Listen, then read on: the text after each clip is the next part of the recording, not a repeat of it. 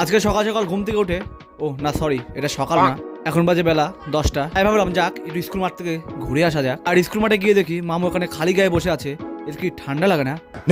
তাই ওকে দেখে ওখান থেকে দৌড়ে চলে আসলাম কত্তার দোকানে। আর ওখান থেকে ভালো করে হাতটা সেকে নিলাম আমি, কারণ গত 2-1 দিন ধরে তীব্র শীত। তারপর বাড়িতে এসে দেখি পাখির খাবার ফুরিয়ে গেছে, তাই পাখিকে একটু খাবার দিয়ে দিলাম। এটা ছিল ব্ল্যাক শিট, এটা পাখির শীতের খাবার। আর গত 2-1 দিন ধরে তীব্র শীত পড়ায় পাখিগুলোকে বাইরে বের করা হয় না। তাই হোক পাখির খাবারটা দিয়ে বাইরে এসে দেখি শীতের হাত থেকে বাঁচার জন্য এই মালটা বেড়ার পিছনে দাঁড়িয়ে মোবাইল টিপছিল।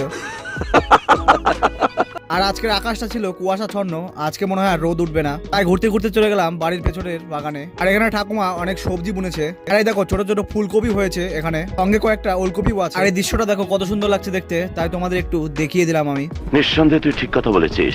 আর আজ যত ঠান্ডা পড়ুক না কেন, চান কিন্তু করবোই আমি। তাই জলে হাত দিতে না থাক, এই পর্যন্তই থাক। কিছু মনে করবেন না।